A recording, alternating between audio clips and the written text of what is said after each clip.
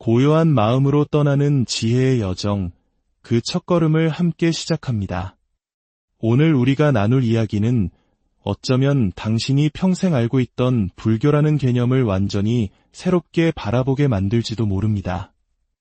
이것은 저의 개인적인 생각이 아니라 수천 년의 시간을 건너 우리에게 도착한 경전 속 깊은 가르침에 대한 이야기입니다. 이 지혜로운 여정을 시작하기에 앞서 이 이야기가 더 많은 분들에게 닿을 수 있도록 잠시 마음을 내어주시면 어떨까요? 여러분의 작은 관심과 나눔이 누군가에게는 삶의 방향을 바꾸는 큰 울림이 될 수 있습니다. 이 진리의 가르침이 널리 퍼져나가는 것 또한 하나의 소중한 보시이자 공덕이 될 것입니다. 여러분, 혹시 불교란 목탁을 두드리며 무언가를 중얼거리면 간절한 소원을 이루어주는 종교라고 생각하신 적이 있으신가요? 괜찮습니다. 솔직히 말씀드리면 저 역시 출가하기 전에는 그렇게 믿었습니다. 스님들이 목탁을 치며 기도해주면 나의 노력만으로는 이룰 수 없는 무언가를 대신 이루어주는 신비로운 힘을 가진 종교라고 생각했죠. 그래서였을까요? 저는 젊은 시절 스님들을 그다지 좋아하지 않았습니다. 멀쩡한 사내대장부가 어째서 속세를 등지고 산속에서 살아가는지 그들의 삶이 어린 제 눈에는 너무나 한심해 보였습니다. 돈을 벌고 가정을 이루고 명예를 얻어 국가에 이바지하는 것이야말로 남자의 길이라 믿었던 저에게 스님들의 삶은 이해할 수 없는 것이었죠. 게다가 노력 없이 무언가를 얻으려는 마음은 사기라고 생각했는데 많은 사람들이 스님의 기도를 통해 소원을 이루려 하는 모습은 저에게 큰 거부감을 주었습니다. 그러던 어느 날 제 삶을 송두리째 바꾼 만남이 있었습니다. 저는 열반하신 저의 은사, 자광 큰 스님을 뵙게 되었습니다. 그분은 마치 한 마리 사자와 같았습니다. 이 세상 그 어떤 것도 두려워할 것이 없어 보이는 분. 우리 인간이 가장 두려워하는 것이 무엇일까요? 바로 죽음입니다. 저는 태어나서 처음으로 죽음조차 두려워하지 않는 사람을 만난 것입니다. 그 만남이 중학교 1학년 때였고 저는 그 길로 그분의 제자가 되어 공부를 시작했습니다. 제가 이렇게 여러분 앞에서 강의를 하게 될 때마다 저의 가장 큰 약점이 무엇이었는지 아십니까? 바로 젊음이었습니다. 제 스승님께서는 이렇게 말씀하셨습니다. 내가 전하는 가르침이 아무리 훌륭하고 진리를 관통하는 이야기라 할지라도 너의 젊음이 너의 발목을 잡을 것이다. 그 말씀은 현실이었습니다. 사람들은 저의 젊은 외모를 보고는 그 말의 무게를 쉽게 믿어주지 않았습니다. 저는 오랜 시간 고민했습니다. 어떻게 하면 더 나이 들어 보일 수 있을까? 하지만 세월이 지나고 보니 스승님의 말씀은 단순히 나이를 의미하는 것이 아니었습니다. 그것은 제 그릇의 크기에 대한 이야기였습니다. 저는 제 그릇이 이미 많은 지혜로 가득 차 있다고 착각했지만 수많은 사람들의 아픔과 고뇌를 마주하며 상담을 해나가면서 깨닫게 되었습니다. 제 그릇이 얼마나 얕고 보잘것없었는지를 말입니다. 제가 불교에 귀의한 이유는 향냄새가 좋아서도 아니었고 소원을 이루고 싶어서도 아니었습니다. 저는 이 세상에서 가장 자유롭게 살 수 있는 길을 발견했기 때문입니다. 이것이 오늘 제가 여러분과 이야기를 나누려는 가장 근본적인 이유입니다. 여러분, 똑같은 일상을 살아가면서도 마음속에 아무런 걸림이 없다면 얼마나 좋을까요? 나를 힘들게 하는 외부의 것들을 없애는 것보다 더 위대한 일은 그 어떤 것에도 걸리지 않는 사람이 되는 것입니다. 고대의 경전 수타니파타에서는 이를 그물에 걸리지 않는 바람처럼이라고 표현했습니다. 바람은 그물이 없어야 자유로운 것이 아닙니다. 그물이 있든 없든 그저 통과해 버릴 뿐입니다. 저는 바로 그런 사람이 되고 싶었고 그 방법을 불경 안에서 찾았습니다. 그래서 저는 오늘 이 자리에서 특정 종교를 전파하려는 것이 아닙니다. 여러분의 종교가 무엇이든 상관없습니다. 저는 오직 진실을 이야기하려 합니다. 우리 마음의 작동 원리, 그리고 그로 인해 우리가 겪는 삶의 문제들에 대한 진실 말입니다. 과거에 저는 이런 문구를 내걸고 강의를 한 적이 있습니다. 내 마음인데 내 마음대로 안 되는 당신을 위하여 정말 그렇지 않습니까? 슬퍼하고 싶지 않은데 눈물이 나고 과거에 얽매이고 싶지 않은데 자꾸만 지난 기억이 발목을 잡습니다. 나를 힘들게 하는 것은 지나간 기억이나 타인이 아니라 그것에 걸려 넘어지는 나약한 나 자신이었습니다. 어느 날 여러 종교 지도자들과의 모임에서 작은 다툼이 생겼습니다. 그때 한 목사님께서 우리 성직자답게 교양 있고 품위 있게 이 문제를 해결합시다. 라고 말씀하셨습니다. 좋은 의도였지만 저는 그 자리에서 정중히 반박했습니다. 목사님, 저는 성직자가 아닙니다. 저는 수행자입니다. 성직자와 수행자. 이 둘의 차이를 아시겠습니까? 수행이라는 한자를 풀어보면 닦을 수와 단일행입니다. 여기서 닦는다는 것은 더러운 것을 깨끗하게 닦는다는 의미가 아닙니다. 거친 것을 매끄럽게 다듬고 길이 없는 곳에 길을 내는 것을 의미합니다. 행은 우리의 삶, 그 자체를 뜻합니다. 즉, 수행이란 우리의 삶을 떠나 별도로 존재하는 특별한 행위가 아닙니다. 바로 지금 우리가 살아가는 이 삶 자체를 더 평탄하고 편안하고 지혜롭게 만들어 나가는 과정, 그것이 바로 수행의 본질입니다. 우리는 이미 출근하고 자녀를 돌보고 부모님을 챙기는 것만으로도 벅찬 삶을 살고 있습니다. 그런데 여기에 더해 새벽 기도를 하고 3000배를 하는 등 무언가를 플러스 알파로 더해야만 행복해진다고 가르친다면 그것이 과연 올바른 길일까요? 우리의 고통은 바로 이 삶 속에서 발생합니다. 그렇다면 해결책 또한 이 삶 속에서 찾아야 하지 않겠습니까? 삶의 문제는 그대로 둔 채 다른 곳에서 행복을 찾으려는 것은 어리석은 일입니다. 불교의 핵심은 우리의 사는 것, 바로 그것을 닦아나가는 데 있습니다. 그래서 누군가 저에게 스님은 어떤 수행을 하십니까? 라고 묻는다면 저는 이렇게 되묻고 싶습니다. 당신이 생각하는 수행과 제가 생각하는 수행의 의미는 다를 수 있습니다. 먼저 그 의미부터 맞춰봅시다. 우리의 삶이란 도대체 무엇이기에 우리는 그 속에서 이토록 헤매고 있는 것일까요? 불교는 바로 이 질문에 대한 답을 찾아가는 여정입니다. 그리고 그 여정의 필수품이 바로 수행, 즉 삶을 지혜롭게 닦아나가는 기술입니다. 저는 불교가 목탁을 치며 소원을 들어주는 종교가 아니라고 분명히 말씀드립니다. 불경은 2600년 전 부처님께서 제자들을 가르쳤던 교육 방법과 그 내용이 고스란히 담겨 있는 지혜의 보고입니다. 저는 그 속에 담긴 이야기를 현대인의 눈높이에 맞춰 쉽게 풀어드리는 역할을 할 뿐입니다. 그러니 여러분, 앞으로 누구에게 가르침을 듣든 꼭 그 출처를 물어보십시오. 지금 하신 그 말씀은 어느 경전에 나오는 이야기입니까? 라고 말입니다. 출처를 밝히지 못하는 가르침은 그 사람의 개인적인 생각일 뿐 부처님의 가르침이 아닐 수 있습니다.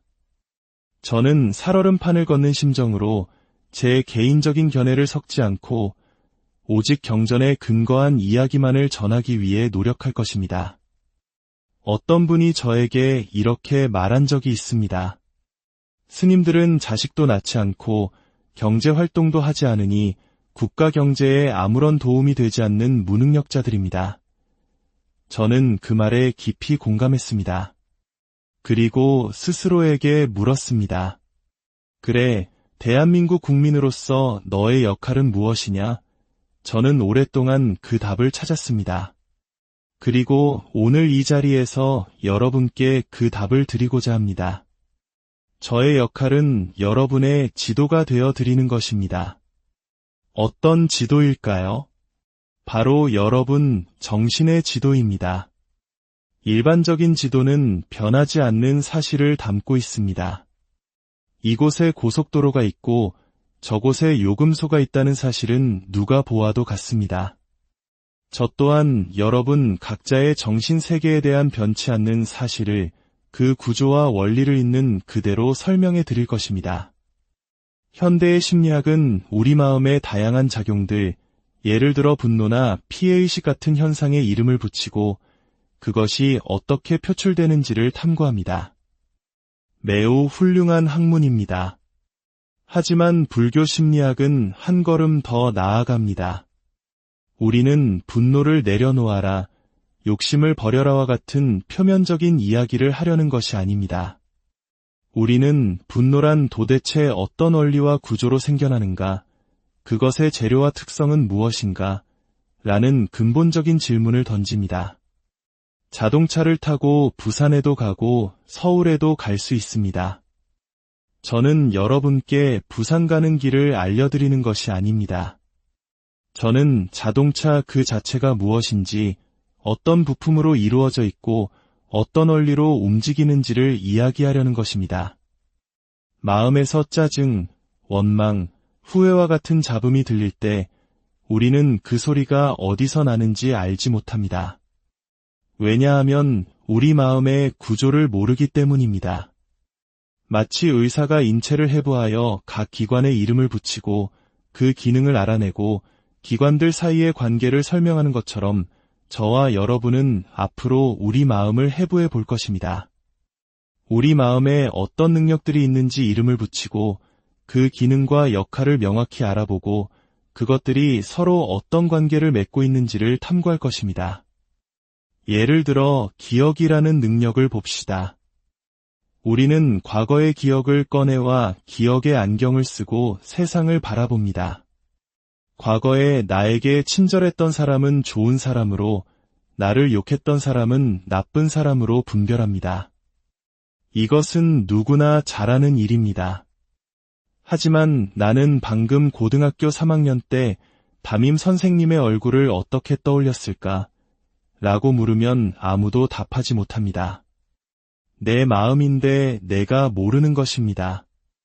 놀랍게도 불경에는 바로 이 기억의 세계가 어떤 구조로 되어 있고 어떤 원리로 작동하는지에 대한 설명이 상세히 나와 있습니다. 욕심은 어떻습니까? 우리는 흔히 욕심을 죄악시하고 버려야 할 것으로 생각합니다. 하지만 욕심을 부렸다는 것은 우리 마음에 이미 욕심이라는 능력이 갖추어져 있다는 뜻입니다. 우리에게 주어진 능력을 왜 버려야 합니까? 써먹어야 하지 않겠습니까? 똑같은 칼 한 자루가 의사의 손에 들리면 사람을 살리는 도구가 되고 강도의 손에 들리면 사람을 해치는 흉기가 됩니다. 이것이 칼의 잘못입니까? 아닙니다. 칼을 쓰는 사람의 문제입니다. 마찬가지로 욕심이나 분노와 같은 우리 마음의 능력 자체에는 아무런 죄가 없습니다.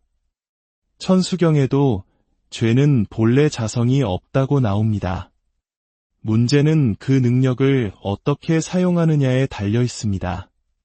깨달음을 얻으신 부처님께서도 욕심이 있으셨습니다.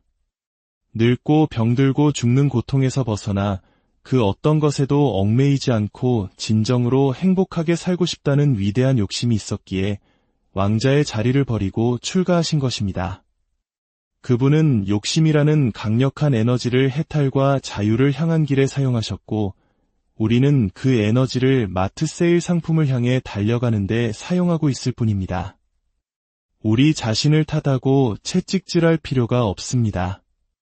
다만 우리에게 주어진 이 강력한 마음의 능력들을 어떻게 지혜롭게 사용할 것인지 그 사용법을 배우지 못했을 뿐입니다. 불교에서 말하는 자유자재라는 말의 깊은 뜻을 아십니까? 스스로에게서 말미암아서 스스로에게 존재한다는 의미입니다. 즉, 이 세상은 나에게서 비롯되어 나에게만 존재하는 세계라는 뜻입니다. 마치 우리가 꾸는 꿈과 같습니다. 꿈속의 세계는 오직 나만의 세계이듯이 지금 우리가 경험하는 이 현실 또한 각자의 세계입니다. 이곳에 800명의 사람이 있다면 800개의 다른 우주가 동시에 펼쳐져 있는 것입니다. 사찰에 가면 무서운 얼굴을 한 사천왕상을 볼 수 있습니다. 그 험상궂은 얼굴은 과연 누구의 모습일까요? 그것은 바로 화가 머리끝까지 치밀어 올랐을 때의 나의 모습입니다. 불교에서 이야기하는 모든 상징과 가르침은 결국 나에 대한 이야기입니다. 마지막으로 깨달음에 대해 이야기해 보겠습니다. 우리는 깨달음이라고 하면 오랜 수행 끝에 로또에 당첨되듯 한순간에 얻게 되는 신비로운 경지라고 오해합니다. 하지만 그렇지 않습니다. 우리는 매 순간 깨달으며 살아가고 있습니다. 아, 저 앞에 강의하는 사람은 보만 스님이구나 라고 알아차리는 것, 이 음식은 내 입맛에 맞지 않네 라고 판단하는 것, 저 사람은 참 좋은 사람이구나 라고 느끼는 것, 이 모든 것이 바로 깨달음입니다. 불경에서는 이 깨달음을 각이라고 표현하며 깨달은 이를 부처라고 부릅니다.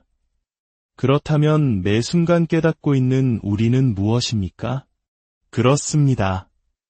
모든 중생은 본래부터 부처라는 일체중생 본래 성불의 가르침은 바로 이런 의미입니다.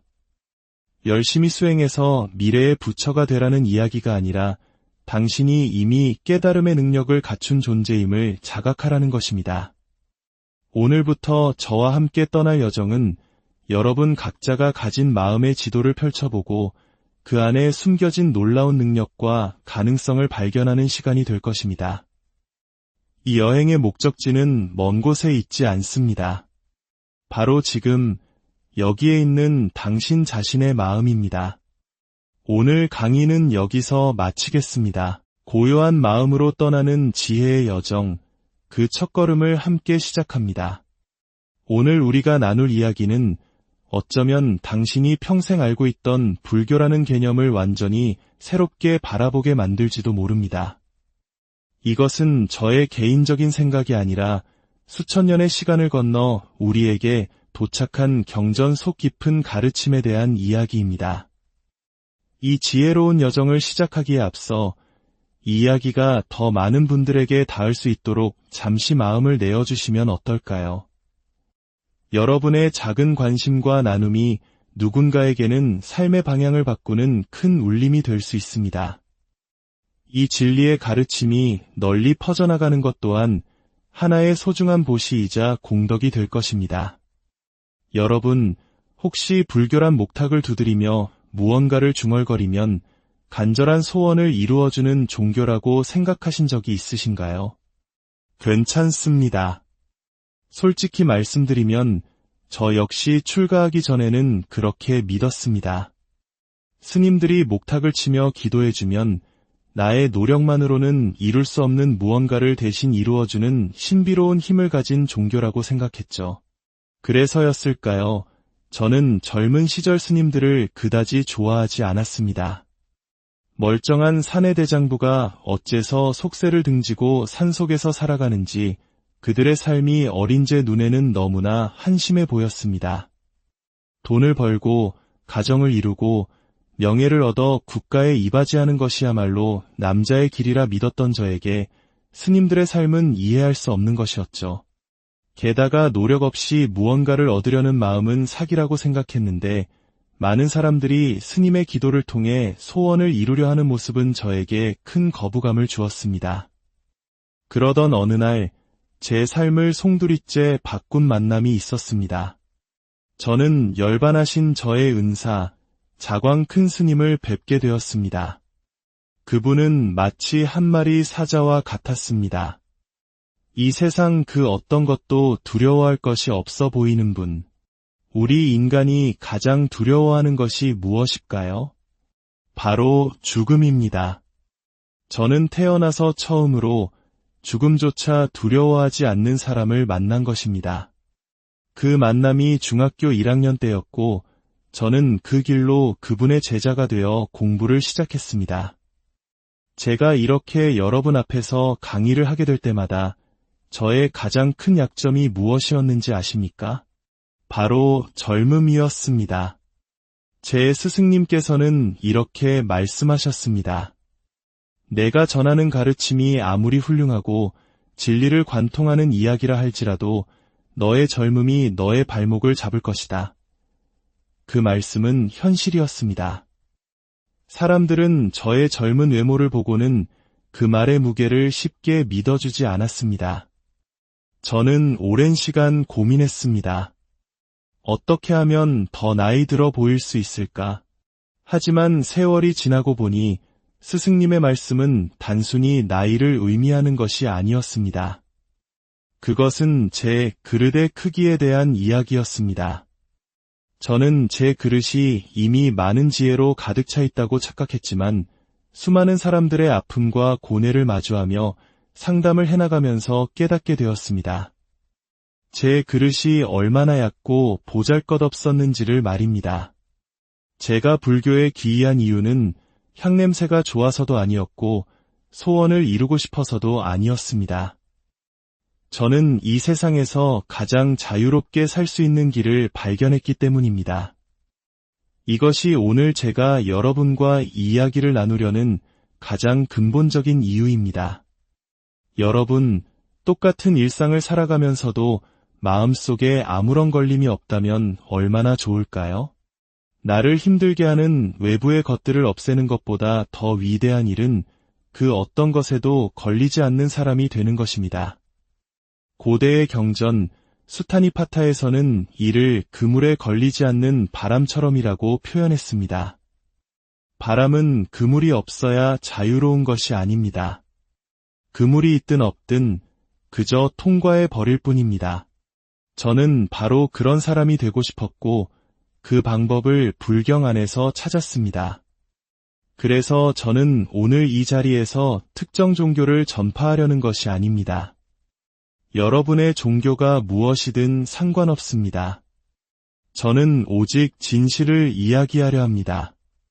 우리 마음의 작동 원리, 그리고 그로 인해 우리가 겪는 삶의 문제들에 대한 진실 말입니다. 과거에 저는 이런 문구를 내걸고 강의를 한 적이 있습니다.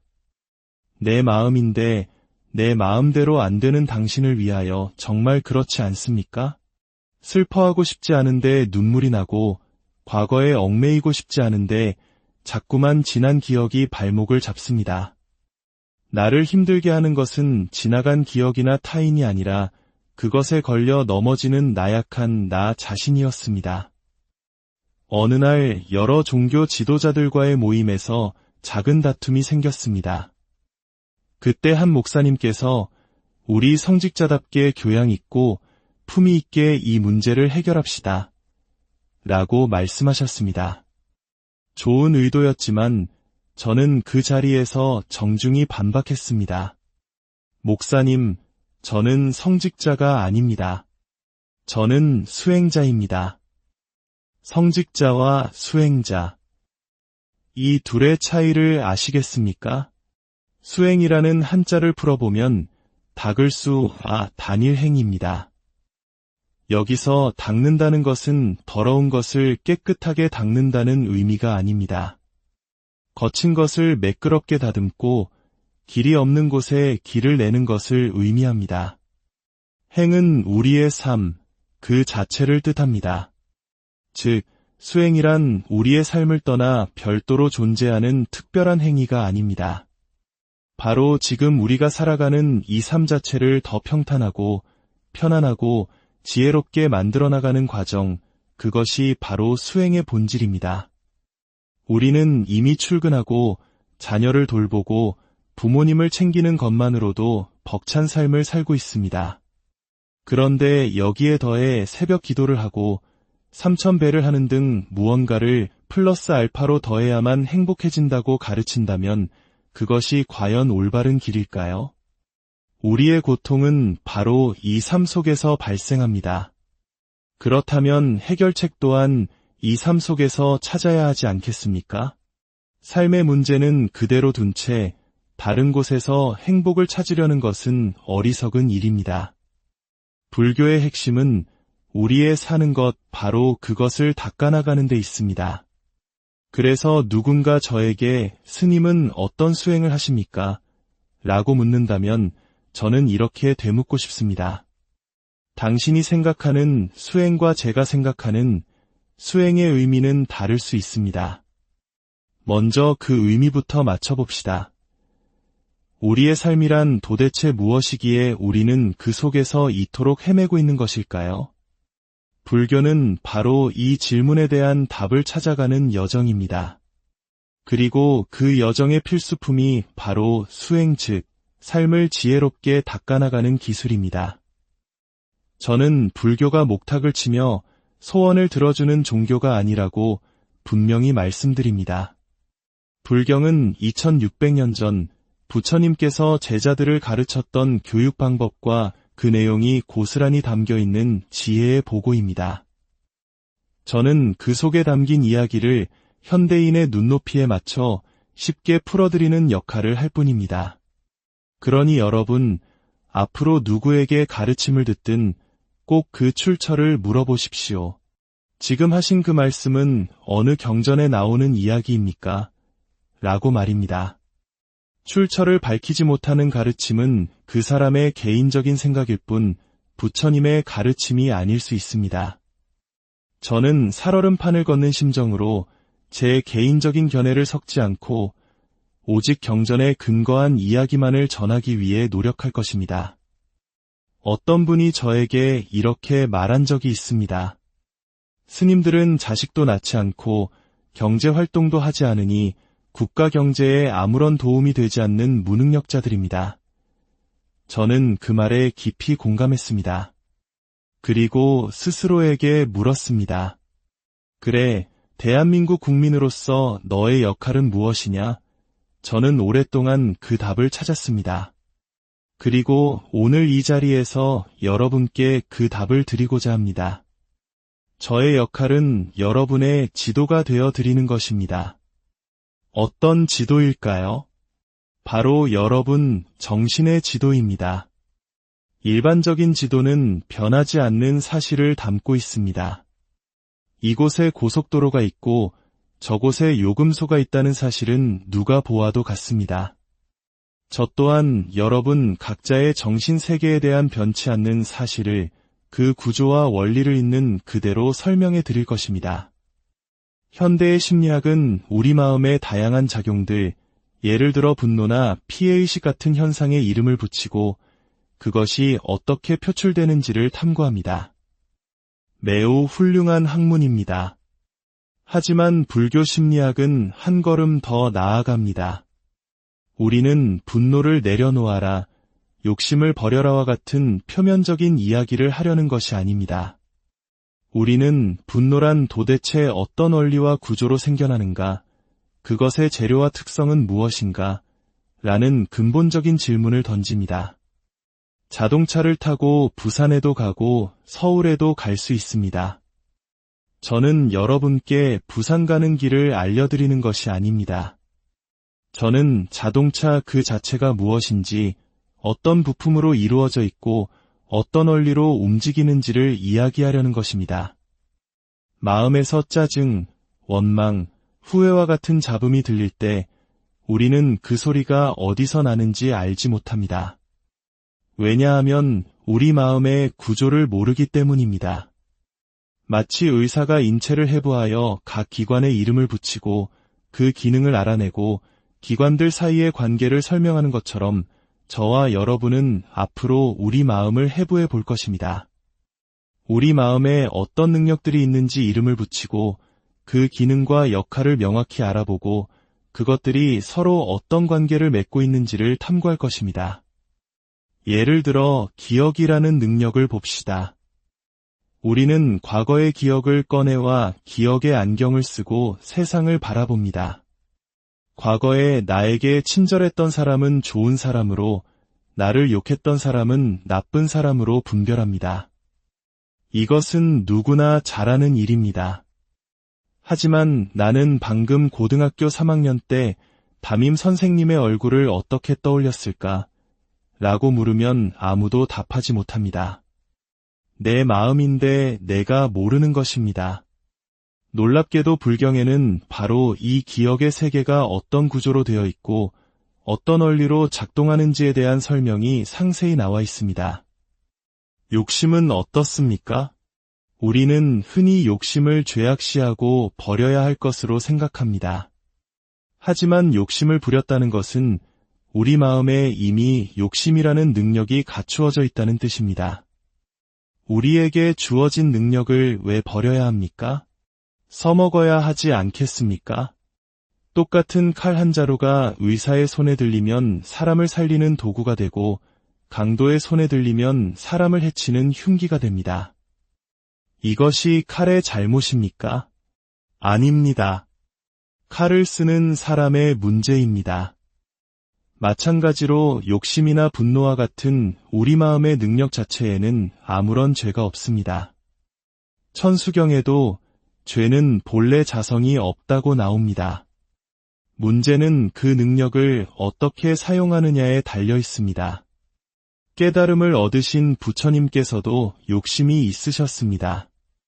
늙고 병들고 죽는 고통에서 벗어나 그 어떤 것에도 얽매이지 않고 진정으로 행복하게 살고 싶다는 위대한 욕심이 있었기에 왕자의 자리를 버리고 출가하신 것입니다. 그분은 욕심이라는 강력한 에너지를 해탈과 자유를 향한 길에 사용하셨고 우리는 그 에너지를 마트 세일 상품을 향해 달려가는데 사용하고 있을 뿐입니다. 우리 자신을 탓하고 채찍질할 필요가 없습니다.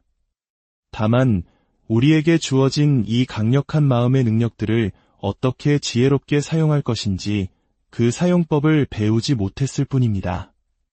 불교에서 말하는 자유자재라는 말의 깊은 뜻을 아십니까? 스스로에게서 말미암아서 스스로에게 존재한다는 의미입니다. 즉, 이 세상은 나에게서 비롯되어 나에게만 존재하는 세계라는 뜻입니다. 마치 우리가 꾸는 꿈과 같습니다. 꿈속의 세계는 오직 나만의 세계이듯이 지금 우리가 경험하는 이 현실 또한 각자의 세계입니다. 이곳에 800명의 사람이 있다면 800개의 다른 우주가 동시에 펼쳐져 있는 것입니다. 사찰에 가면 무서운 얼굴을 한 사천왕상을 볼 수 있습니다. 그 험상궂은 얼굴은 과연 누구의 모습일까요? 그것은 바로 화가 머리끝까지 치밀어 올랐을 때의 나의 모습입니다. 불교에서 이야기하는 모든 상징과 가르침은 결국 나에 대한 이야기입니다. 마지막으로 깨달음에 대해 이야기해 보겠습니다. 우리는 깨달음이라고 하면 오랜 수행 끝에 로또에 당첨되듯 한순간에 얻게 되는 신비로운 경지라고 오해합니다. 하지만 그렇지 않습니다. 우리는 매 순간 깨달으며 살아가고 있습니다. 아, 저 앞에 강의하는 사람은 보만 스님이구나 라고 알아차리는 것, 이 음식은 내 입맛에 맞지 않네 라고 판단하는 것, 저 사람은 참 좋은 사람이구나 라고 느끼는 것, 이 모든 것이 바로 깨달음입니다. 불경에서는 이 깨달음을 각이라고 표현하며 깨달은 이를 부처라고 부릅니다. 그렇다면 매 순간 깨닫고 있는 우리는 무엇입니까? 그렇습니다. 모든 중생은 본래부터 부처라는 일체중생 본래 성불의 가르침은 바로 이런 의미입니다. 열심히 수행해서 미래의 부처가 되라는 이야기가 아니라 당신이 이미 깨달음의 능력을 갖춘 존재임을 자각하라는 것입니다. 오늘부터 저와 함께 떠날 여정은 여러분 각자가 가진 마음의 지도를 펼쳐보고 그 안에 숨겨진 놀라운 능력과 가능성을 발견하는 시간이 될 것입니다. 이 여행의 목적지는 먼 곳에 있지 않습니다. 바로 지금 여기에 있는 당신 자신의 마음입니다. 오늘 강의는 여기서 마치겠습니다. 고요한 마음으로 떠나는 지혜의 여정, 그 첫걸음을 함께 시작합니다. 오늘 우리가 나눌 이야기는 어쩌면 당신이 평생 알고 있던 불교라는 개념을 완전히 새롭게 바라보게 만들지도 모릅니다. 이것은 저의 개인적인 생각이 아니라 수천 년의 시간을 건너 우리에게 도착한 경전 속 깊은 가르침에 대한 이야기입니다.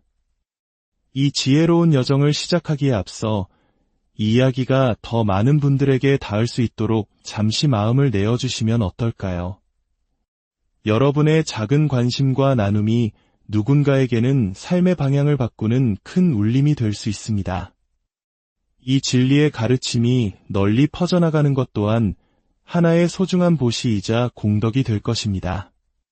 여러분, 혹시 불결한 목탁을 두드리며 무언가를 중얼거리면 간절한 소원을 이루어주는 종교라고 생각하신 적이 있으신가요? 괜찮습니다. 솔직히 말씀드리면 저 역시 출가하기 전에는 그렇게 믿었습니다. 스님들이 목탁을 치며 기도해주면 나의 노력만으로는 이룰 수 없는 무언가를 대신 이루어주는 신비로운 힘을 가진 종교라고 생각했죠. 그래서였을까요? 저는 젊은 시절 스님들을 그다지 좋아하지 않았습니다. 멀쩡한 사내 대장부가 어째서 속세를 등지고 산속에서 살아가는지 그들의 삶이 어린 제 눈에는 너무나 한심해 보였습니다. 돈을 벌고 가정을 이루고 명예를 얻어 국가에 이바지하는 것이야말로 남자의 길이라 믿었던 저에게 스님들의 삶은 이해할 수 없는 것이었죠. 게다가 노력 없이 무언가를 얻으려는 마음은 사기라고 생각했는데 많은 사람들이 스님의 기도를 통해 소원을 이루려 하는 모습은 저에게 큰 거부감을 주었습니다. 그러던 어느 날 제 삶을 송두리째 바꾼 만남이 있었습니다. 저는 열반하신 저의 은사, 자광 큰 스님을 뵙게 되었습니다. 그분은 마치 한 마리 사자와 같았습니다. 이 세상 그 어떤 것도 두려워할 것이 없어 보이는 분. 우리 인간이 가장 두려워하는 것이 무엇일까요? 바로 죽음입니다. 저는 태어나서 처음으로 죽음조차 두려워하지 않는 사람을 만난 것입니다. 그 만남이 중학교 1학년 때였고 저는 그 길로 그분의 제자가 되어 공부를 시작했습니다. 제가 이렇게 여러분 앞에서 강의를 하게 될 때마다 저의 가장 큰 약점이 무엇이었는지 아십니까? 바로 젊음이었습니다. 제 스승님께서는 이렇게 말씀하셨습니다. 내가 전하는 가르침이 아무리 훌륭하고 진리를 관통하는 이야기라 할지라도 너의 젊음이 너의 발목을 잡을 것이다. 그 말씀은 현실이었습니다. 사람들은 저의 젊은 외모를 보고는 그 말의 무게를 쉽게 믿어주지 않았습니다. 저는 오랜 시간 고민했습니다. 어떻게 하면 더 나이 들어 보일 수 있을까? 하지만 세월이 지나고 보니 스승님의 말씀은 단순히 나이를 의미하는 것이 아니었습니다. 그것은 제 그릇의 크기에 대한 이야기였습니다. 저는 제 그릇이 이미 많은 지혜로 가득 차 있다고 착각했지만 수많은 사람들의 아픔과 고뇌를 마주하며 상담을 해나가면서 깨닫게 되었습니다. 제 그릇이 얼마나 얕고 보잘것없었는지를 말입니다. 제가 불교에 귀의한 이유는 향냄새가 좋아서도 아니었고 소원을 이루고 싶어서도 아니었습니다. 저는 이 세상에서 가장 자유롭게 살 수 있는 길을 발견했기 때문입니다. 이것이 오늘 제가 여러분과 이야기를 나누려는 가장 근본적인 이유입니다. 여러분, 똑같은 일상을 살아가면서도 마음속에 아무런 걸림이 없다면 얼마나 좋을까요? 나를 힘들게 하는 외부의 것들을 없애는 것보다 더 위대한 일은 그 어떤 것에도 걸리지 않는 사람이 되는 것입니다. 고대의 경전 수타니파타에서는 이를 그물에 걸리지 않는 바람처럼이라고 표현했습니다. 바람은 그물이 없어야 자유로운 것이 아닙니다. 그물이 있든 없든 그저 통과해 버릴 뿐입니다. 저는 바로 그런 사람이 되고 싶었고 그 방법을 불경 안에서 찾았습니다. 그래서 저는 오늘 이 자리에서 특정 종교를 전파하려는 것이 아닙니다. 여러분의 종교가 무엇이든 상관없습니다. 저는 오직 진실을 이야기하려 합니다. 우리 마음의 작동 원리, 그리고 그로 인해 우리가 겪는 삶의 문제들에 대한 진실 말입니다. 과거에 저는 이런 문구를 내걸고 강의를 한 적이 있습니다. 내 마음인데 내 마음대로 안 되는 당신을 위하여 정말 그렇지 않습니까?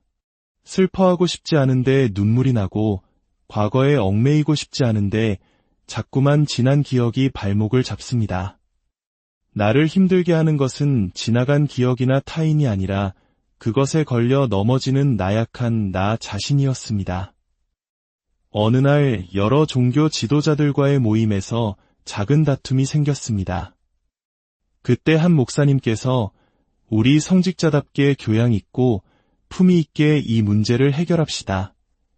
라고 말씀하셨습니다. 좋은 의도였지만 저는 그 자리에서 정중히 반박했습니다. 목사님, 저는 성직자가 아닙니다. 저는 수행자입니다. 성직자와 수행자. 이 둘의 차이를 아시겠습니까? 수행이라는 한자를 풀어보면 닦을 수, 단일행입니다. 여기서 닦는다는 것은 더러운 것을 깨끗하게 닦는다는 의미가 아닙니다. 거친 것을 매끄럽게 다듬고 길이 없는 곳에 길을 내는 것을 의미합니다. 행은 우리의 삶, 그 자체를 뜻합니다. 즉, 수행이란 우리의 삶을 떠나 별도로 존재하는 특별한 행위가 아닙니다. 바로 지금 우리가 살아가는 이 삶 자체를 더 평탄하고 편안하고 지혜롭게 만들어 나가는 과정, 그것이 바로 수행의 본질입니다. 우리는 이미 출근하고 자녀를 돌보고 부모님을 챙기는 것만으로도 벅찬 삶을 살고 있습니다. 그런데 여기에 더해 새벽 기도를 하고 3000배를 하는 등 무언가를 플러스 알파로 더해야만 행복해진다고 가르친다면 그것이 과연 올바른 길일까요? 우리의 고통은 바로 이 삶 속에서 발생합니다. 그렇다면 해결책 또한 이 삶 속에서 찾아야 하지 않겠습니까? 삶의 문제는 그대로 둔 채 다른 곳에서 행복을 찾으려는 것은 어리석은 일입니다. 불교의 핵심은 우리의 사는 것, 바로 그것을 닦아나가는 데 있습니다. 그래서 누군가 저에게 스님은 어떤 수행을 하십니까? 라고 묻는다면 저는 이렇게 되묻고 싶습니다. 당신이 생각하는 수행과 제가 생각하는 수행의 의미는 다를 수 있습니다. 먼저 그 의미부터 맞춰봅시다. 우리의 삶이란 도대체 무엇이기에 우리는 그 속에서 이토록 헤매고 있는 것일까요? 불교는 바로 이 질문에 대한 답을 찾아가는 여정입니다. 그리고 그 여정의 필수품이 바로 수행, 즉 삶을 지혜롭게 닦아나가는 기술입니다. 저는 불교가 목탁을 치며 소원을 들어주는 종교가 아니라고 분명히 말씀드립니다. 불경은 2600년 전 부처님께서 제자들을 가르쳤던 교육 방법과 그 내용이 고스란히 담겨 있는 지혜의 보고입니다. 저는 그 속에 담긴 이야기를 현대인의 눈높이에 맞춰 쉽게 풀어드리는 역할을 할 뿐입니다. 그러니 여러분, 앞으로 누구에게 가르침을 듣든 꼭 그 출처를 물어보십시오. 지금 하신 그 말씀은 어느 경전에 나오는 이야기입니까? 라고 말입니다. 출처를 밝히지 못하는 가르침은 그 사람의 개인적인 생각일 뿐 부처님의 가르침이 아닐 수 있습니다. 저는 살얼음판을 걷는 심정으로 제 개인적인 견해를 섞지 않고 오직 경전에 근거한 이야기만을 전하기 위해 노력할 것입니다. 어떤 분이 저에게 이렇게 말한 적이 있습니다. 스님들은 자식도 낳지 않고 경제활동도 하지 않으니 국가 경제에 아무런 도움이 되지 않는 무능력자들입니다. 저는 그 말에 깊이 공감했습니다.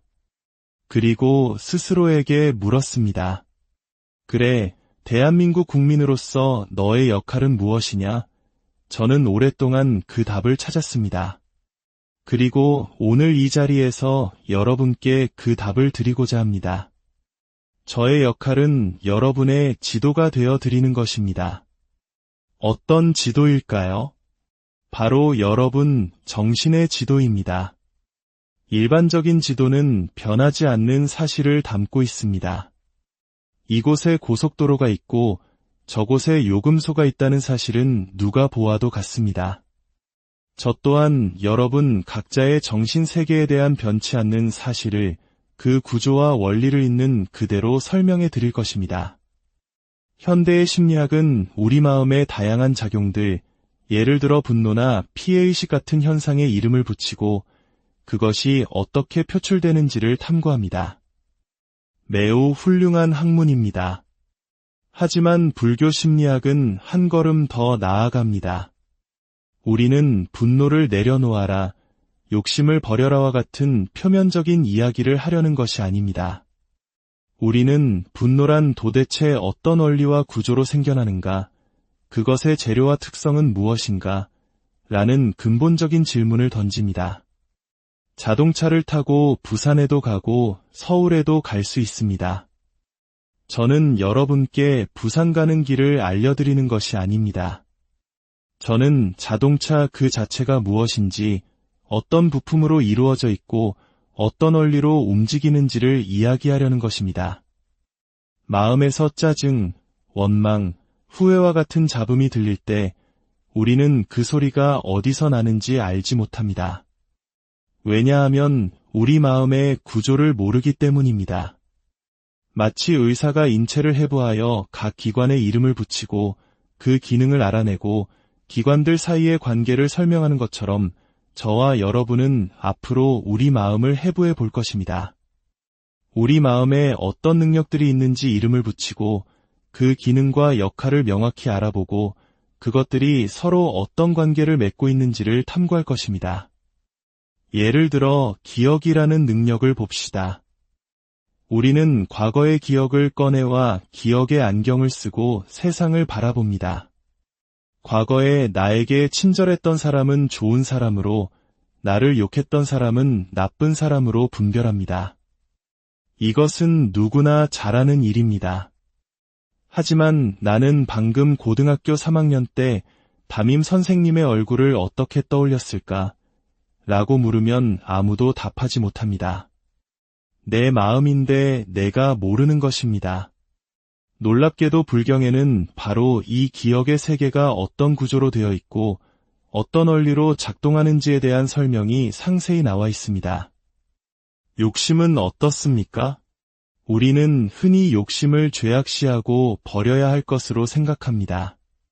하지만 욕심을 부렸다는 것은 우리 마음에 이미 욕심이라는 능력이 갖추어져 있다는 뜻입니다. 우리에게 주어진 능력을 왜 버려야 합니까? 써먹어야 하지 않겠습니까? 똑같은 칼 한 자루가 의사의 손에 들리면 사람을 살리는 도구가 되고 강도의 손에 들리면 사람을 해치는 흉기가 됩니다. 이것이 칼의 잘못입니까? 아닙니다. 칼을 쓰는 사람의 문제입니다. 마찬가지로 욕심이나 분노와 같은 우리 마음의 능력 자체에는 아무런 죄가 없습니다. 천수경에도 죄는 본래 자성이 없다고 나옵니다. 문제는 그 능력을 어떻게 사용하느냐에 달려 있습니다. 깨달음을 얻으신 부처님께서도 욕심이 있으셨습니다.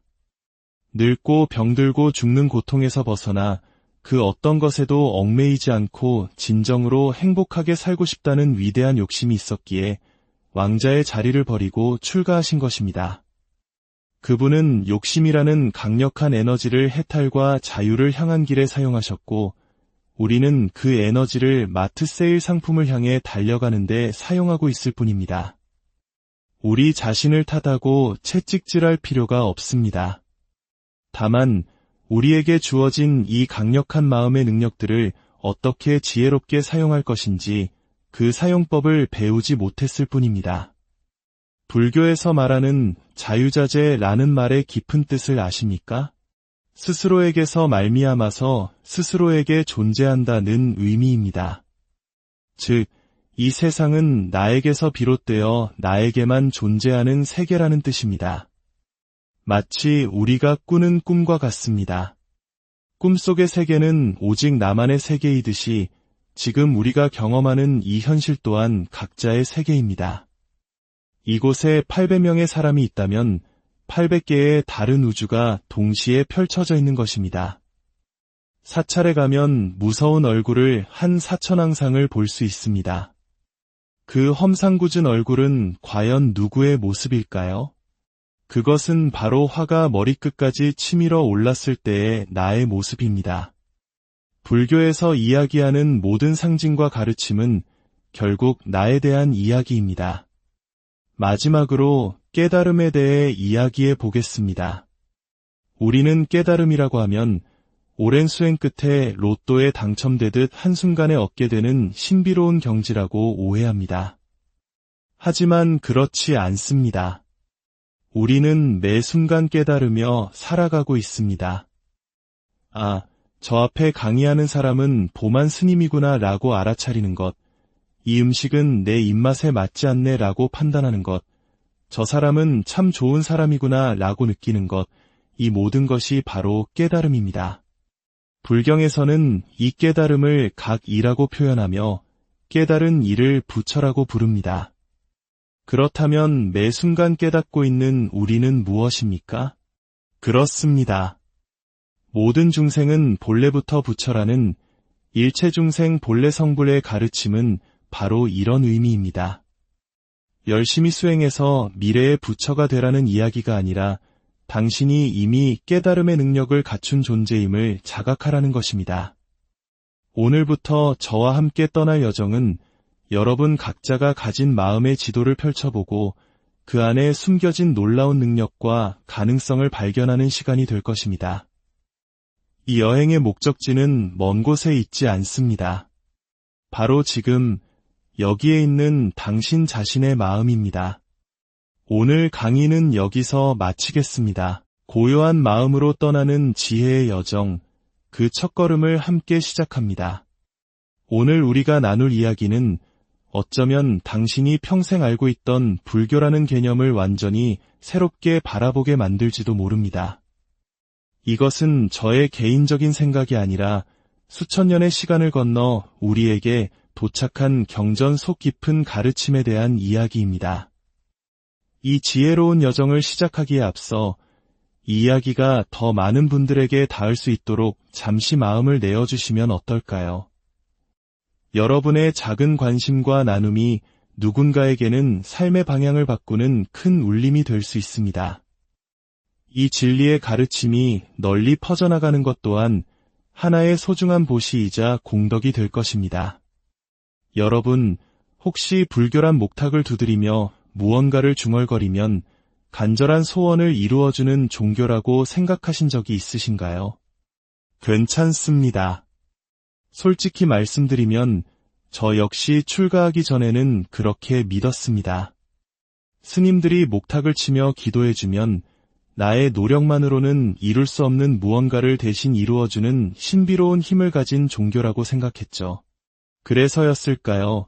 저는 젊은 시절 스님들을 그다지 좋아하지 않았습니다. 멀쩡한 사내 대장부가 어째서 속세를 등지고 산속에서 살아가는지 그들의 삶이 어린 제 눈에는 너무나 한심해 보였습니다. 돈을 벌고 가정을 이루고 명예를 얻어 국가에 이바지하는 것이야말로 남자의 길이라 믿었던 저에게 스님들의 삶은 이해할 수 없는 것이었죠.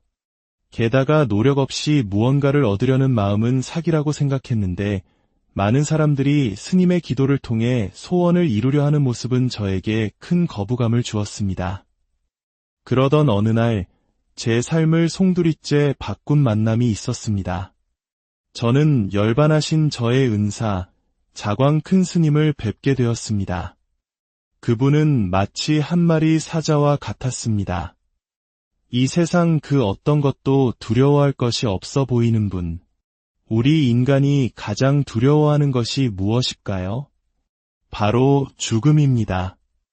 저는 태어나서 처음으로 죽음조차 두려워하지 않는 사람을 만난 것입니다. 그 만남이 중학교 1학년 때였고 저는 그 길로 그분의 제자가 되어 공부를 시작했습니다. 제가 이렇게 여러분 앞에서 강의를 하게 될 때마다 저의 가장 큰 약점이 무엇이었는지 아십니까? 바로 젊음이었습니다. 제 스승님께서는 이렇게 말씀하셨습니다. 내가 전하는 가르침이 아무리 훌륭하고 진리를 관통하는 이야기라 할지라도 너의 젊음이 너의 발목을 잡을 것이다. 그 말씀은 현실이었습니다. 사람들은 저의 젊은 외모를 보고는 그 말의 무게를 쉽게 믿어주지 않았습니다. 저는 오랜 시간 고민했습니다. 어떻게 하면 더 나이 들어 보일 수 있을까? 하지만 세월이 지나고 보니 스승님의 말씀은 단순히 나이를 의미하는 것이 아니었습니다. 그것은 제 그릇의 크기에 대한 이야기였습니다. 저는 제 그릇이 이미 많은 지혜로 가득 차 있다고 착각했지만 수많은 사람들의 아픔과 고뇌를 마주하며 상담을 해나가면서 깨닫게 되었습니다. 제 그릇이 얼마나 얕고 보잘것없었는지를 말입니다. 제가 불교에 귀의한 이유는 향냄새가 좋아서도 아니었고 소원을 이루고 싶어서도 아니었습니다. 저는 이 세상에서 가장 자유롭게 살 수 있는 길을 발견했기 때문입니다. 이것이 오늘 제가 여러분과 이야기를 나누려는 가장 근본적인 이유입니다. 여러분, 똑같은 일상을 살아가면서도 마음속에 아무런 걸림이 없다면 얼마나 좋을까요? 나를 힘들게 하는 외부의 것들을 없애는 것보다 더 위대한 일은 그 어떤 것에도 걸리지 않는 사람이 되는 것입니다.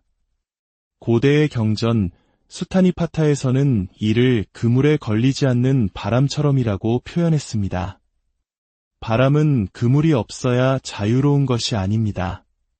그물이 있든 없든 그저 통과해 버릴 뿐입니다.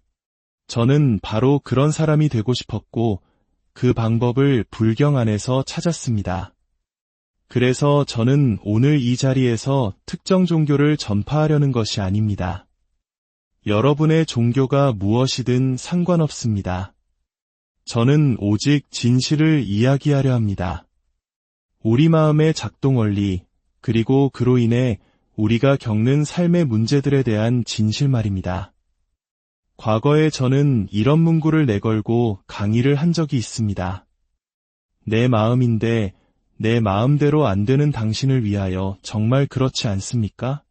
슬퍼하고 싶지 않은데 눈물이 나고 과거에 얽매이고 싶지 않은데 자꾸만 지난 기억이 발목을 잡습니다. 나를 힘들게 하는 것은 지나간 기억이나 타인이 아니라 그것에 걸려 넘어지는 나약한 나 자신이었습니다. 어느 날 여러 종교 지도자들과의 모임에서 작은 다툼이 생겼습니다. 그때 한 목사님께서 우리 성직자답게 교양 있고 품위 있게 이 문제를 해결합시다. 라고 말씀하셨습니다. 좋은 의도였지만 저는 그 자리에서 정중히 반박했습니다. 목사님, 저는 성직자가 아닙니다. 저는 수행자입니다. 성직자와 수행자. 이 둘의 차이를 아시겠습니까? 수행이라는 한자를 풀어보면 닦을 수, 단일행입니다. 여기서 닦는다는 것은 더러운 것을 깨끗하게 닦는다는 의미가 아닙니다. 거친 것을 매끄럽게 다듬고 길이 없는 곳에 길을 내는 것을 의미합니다. 행은 우리의 삶, 그 자체를 뜻합니다. 즉, 수행이란 우리의 삶을 떠나 별도로 존재하는 특별한 행위가 아닙니다. 바로 지금 우리가 살아가는 이 삶 자체를 더 평탄하고 편안하고 지혜롭게 만들어 나가는 과정, 그것이 바로 수행의 본질입니다. 우리는 이미 출근하고 자녀를 돌보고 부모님을 챙기는 것만으로도 벅찬 삶을 살고 있습니다. 그런데 여기에 더해 새벽 기도를 하고 3000배를 하는 등 무언가를 플러스 알파로 더해야만 행복해진다고 가르친다면 그것이 과연 올바른 길일까요? 우리의 고통은 바로 이 삶 속에서 발생합니다. 그렇다면 해결책 또한 이 삶 속에서 찾아야 하지 않겠습니까? 삶의 문제는 그대로 둔 채 다른 곳에서 행복을 찾으려는 것은 어리석은 일입니다. 불교의 핵심은 우리의 사는 것, 바로 그것을 닦아나가는 데 있습니다. 그래서 누군가 저에게 스님은 어떤 수행을 하십니까? 라고 묻는다면 저는 이렇게 되묻고 싶습니다. 당신이 생각하는 수행과 제가 생각하는 수행의 의미는 다를 수 있습니다. 먼저 그 의미부터 맞춰봅시다. 우리의 삶이란 도대체 무엇이기에 우리는